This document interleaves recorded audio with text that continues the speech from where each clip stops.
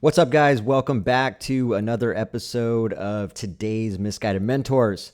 Wanted to jump on here really quick. I'm still trying to get the type of daily content that I want to put out. But in the meantime, it seems like the one and only Grant Cardone keeps making his way back into the news, back into the drama. And so I wanted to cover some of that today. Excuse me. And so I want to talk a little bit about the latest video that Aaron Smith Levin put out. There's a couple other people that put this out as well, talking about the latest news with some suspicion with Cardone Capital.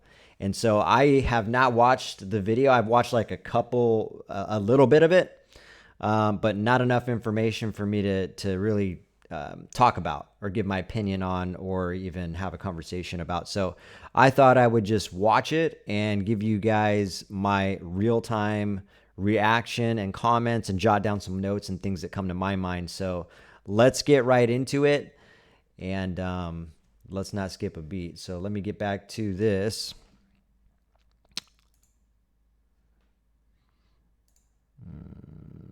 Here we go.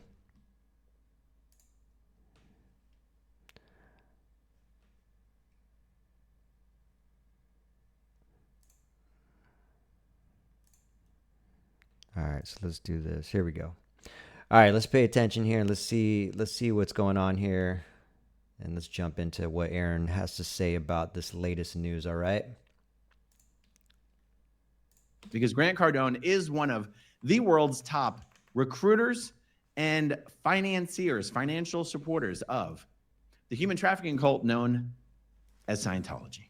And the name of this channel is Growing Up in Scientology. And the Scientology is why I do so much content about Grant Cardone. It just so happens that he is the gift that keeps on giving.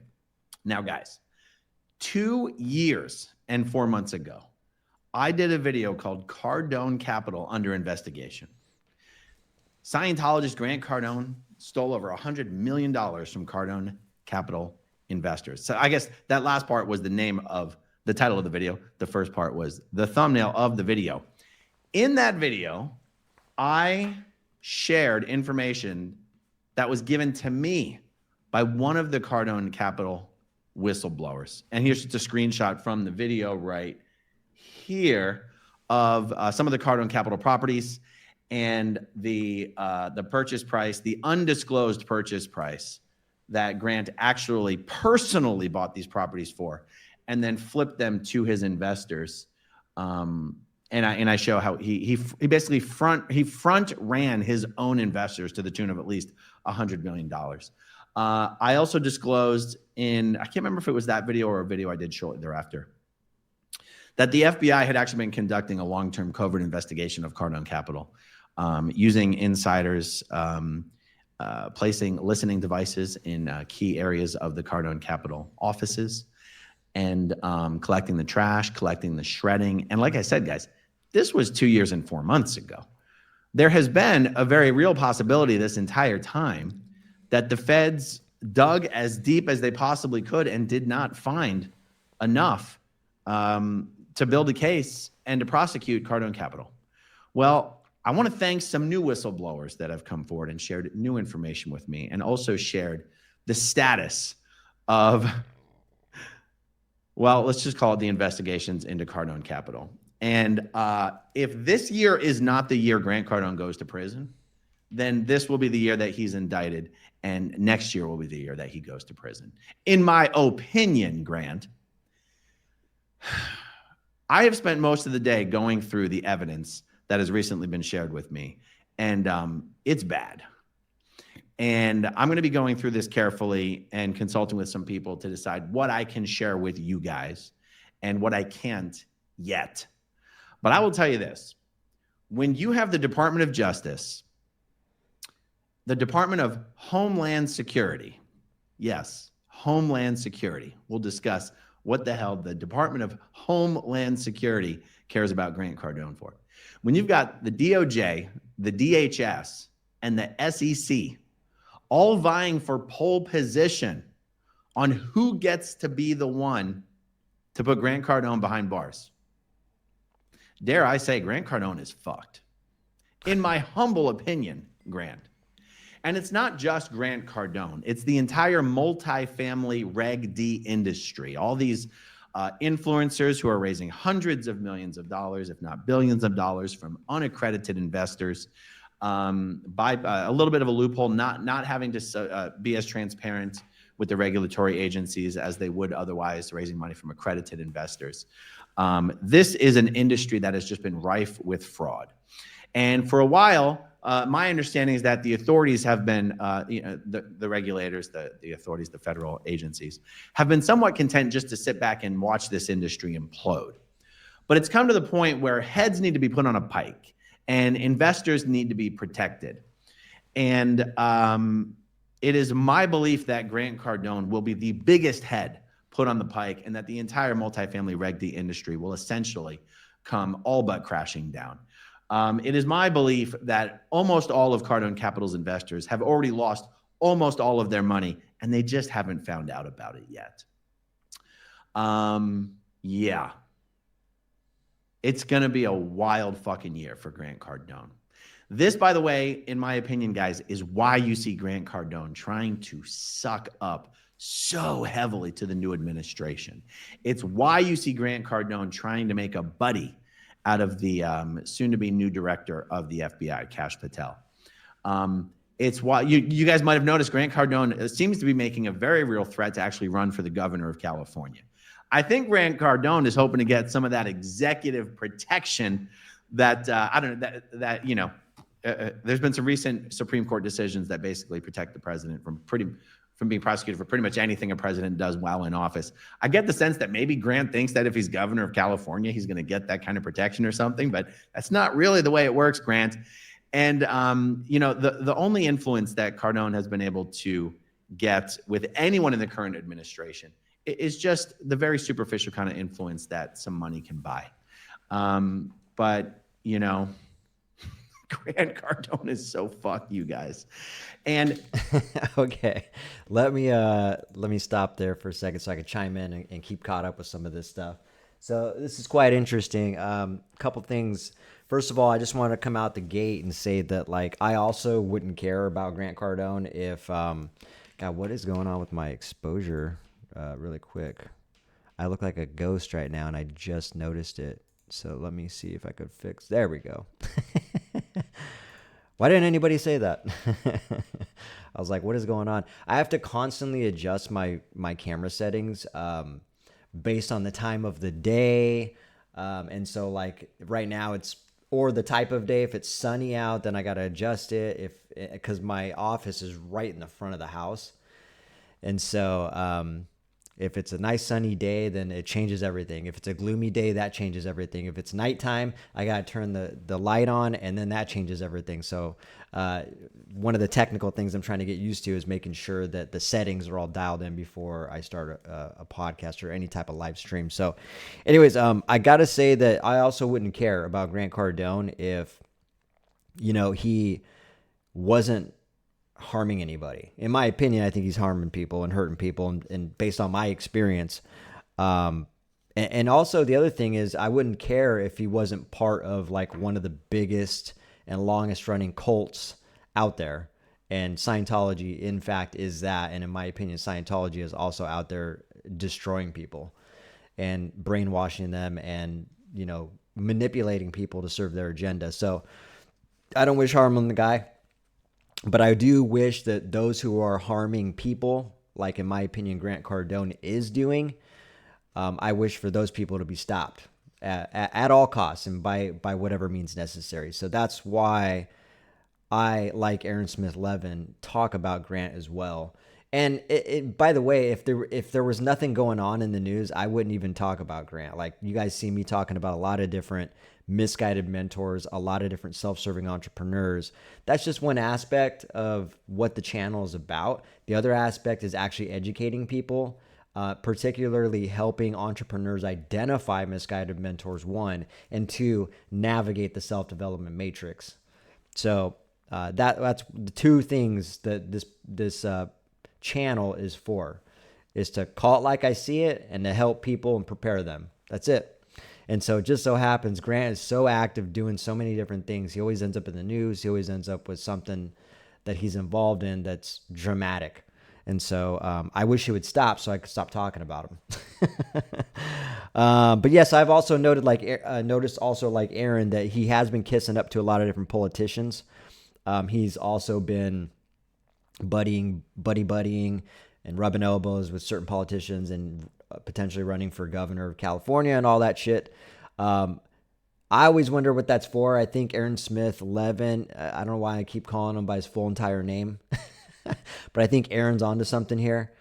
I think Grant ultimately is trying to protect himself in different areas, politics, government, FBI, if he can, even though he admitted to Gary Brecka that he was being investigated by the FBI, by agents posing as employees, which is kind of crazy. So, I mean, if you're being investigated, then there's definitely some eyebrows that should be raised and a closer look should be taken. So, but yeah, I've only personally known Grant to do things for personal reasons, for self-serving reasons, more particularly. So if he's trying to be a politician, if he's trying to get in good with certain politicians and do all that, it's by my experience with his organization and him, that is the only thing he's trying to do is serve his agenda in some way. And if I had to guess, it's to protect himself from things that he may be doing that's unethical.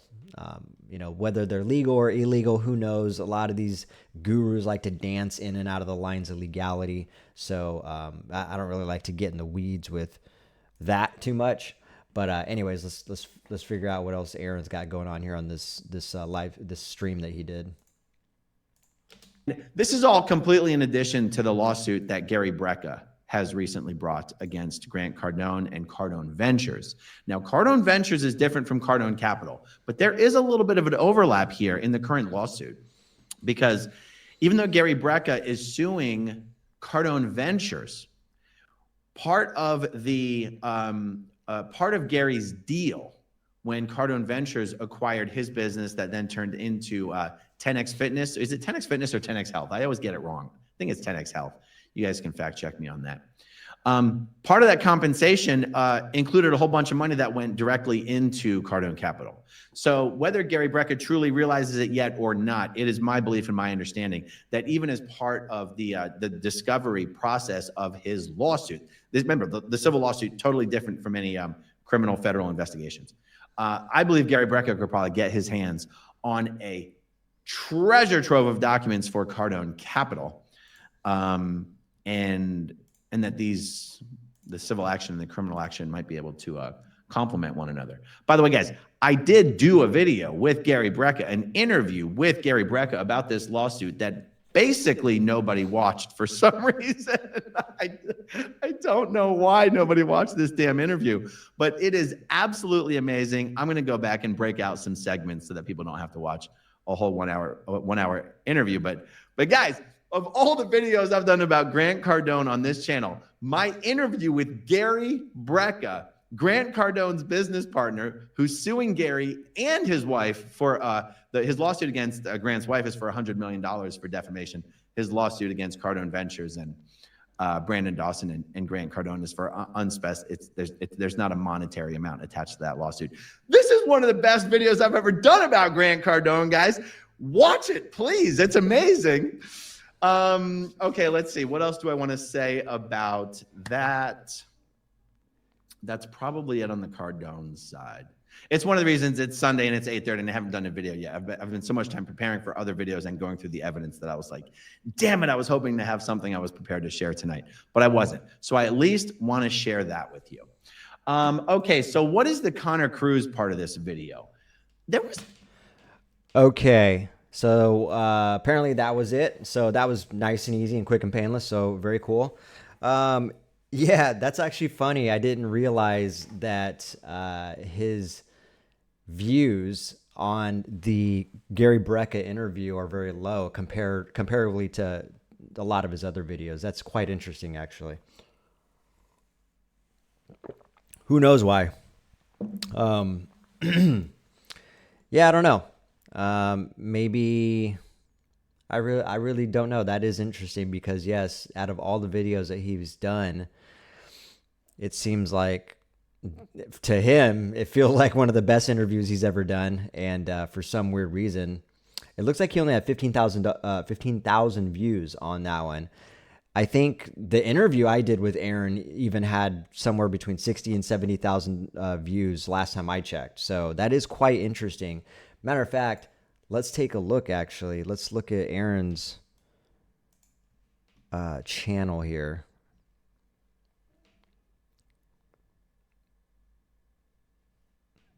Even this stream that he did right now that I just reviewed had 17,000.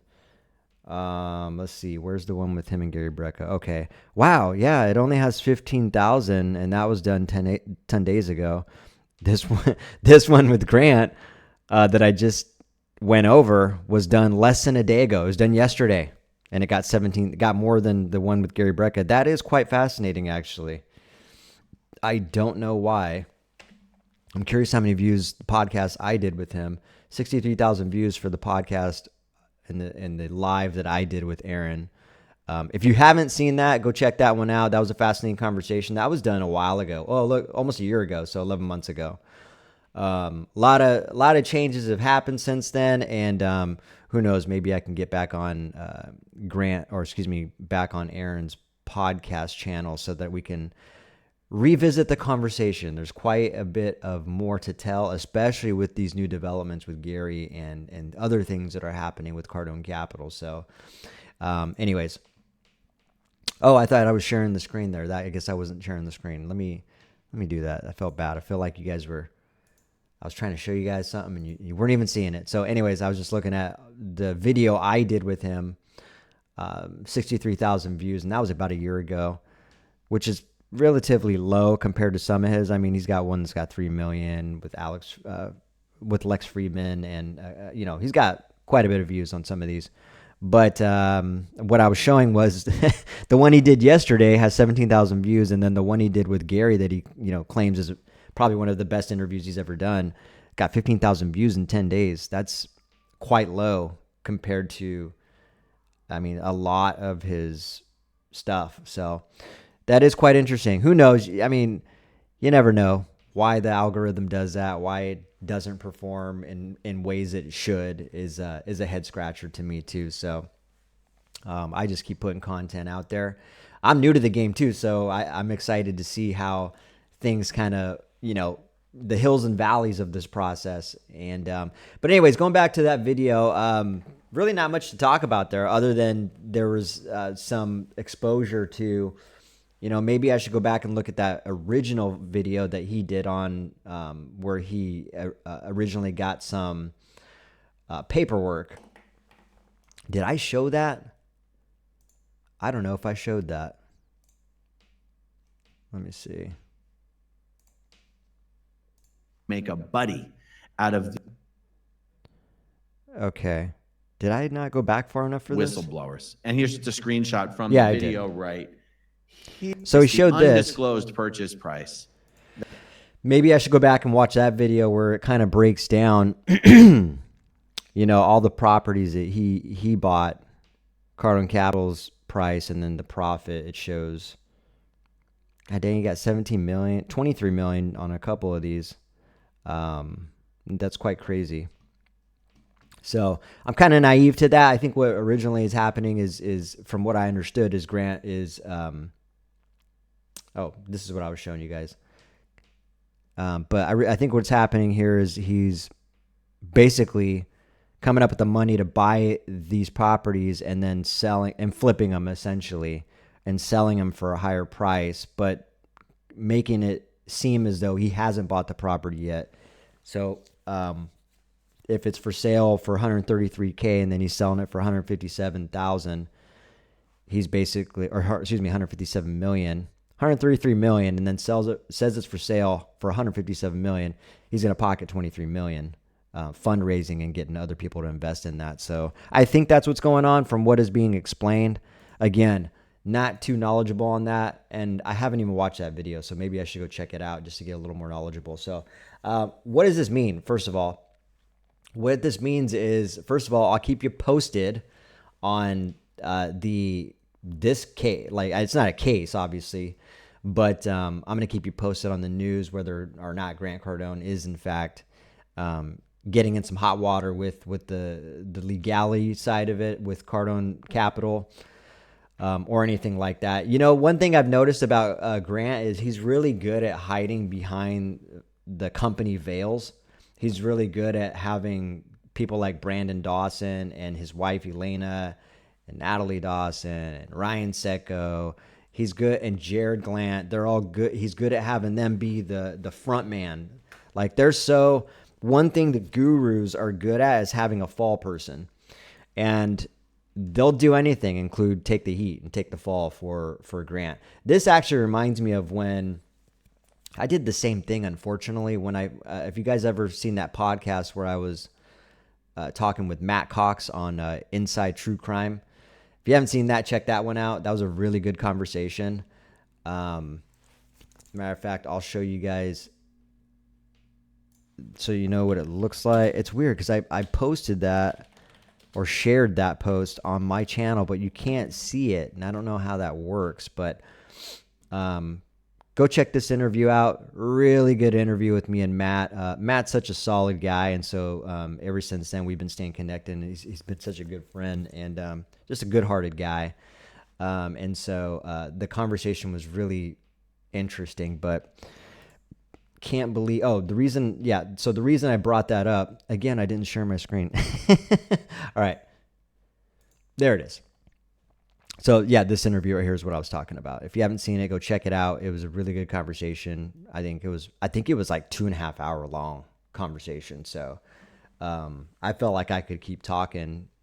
It was such a good podcast. So anyways, going back to what I said, the reason I brought that up was because on that podcast, I talked about my first business venture when I quit being a carpenter. I used to build sunrooms for a living for 10 years. And when I quit that company that I worked for that entire time, I went into an illegal marijuana grow operation because I was chasing money and was following someone who was a misguided mentor. It was someone who I had done work for. I actually built her a sunroom years prior to that, like 8 years prior to that, and then ended up staying connected with her and doing some side work for her at her home. And next thing you know, I went into business with her, quit my job, and she kind of brainwashed me into pretty much being the fall person for that business as well, where I lived on site, took all the heat, everything was in my name, $6,000 power bill was in my name. The location was all in my name, it was leased to me. And so I was I idolized her so much and took her mentorship so much that I was willing to take the heat, put myself in jeopardy, jeopardize my freedom, jeopardize going to prison, jeopardize my time with my daughter. It was really stupid. And so anyways, I'm bringing that up because I touched base on that story a little bit. And it's part of my journey. Unfortunately, I made some bad mistakes, and that's all the whole part of misguided mentorship. And that's why I wrote that first book, The Misguided Mentor, to talk about that journey, about how I just made stupid decisions as a kid because I was following the wrong person. I thought that someone else had the answers for me. Someone had the guidance for me. And I was always misguided. So anyways, what's up, Kat? How you doing? Yes. She has that list. Exactly. Pretty sure it's the same list, the Reserve or the Ormond. Yeah, I seen Ormond Beach on there, which in case you guys didn't know, Kat was a tenant at 10X Ormond Beach, which is owned by Grant Cardone. It was on that list I just showed you. And she's got a crazy story about how, it's a slumlord story. Grant Cardone is not a very good landlord, to say. And that's putting it mildly. But she's got a terrible story that, involved her going through a lot of shit and a lot of heartache because of the way Grant Cardone and the RPM Living, who he hired to manage that place, is running things. And the neglect and the, it's just crazy over there. And all those buildings is quite crazy.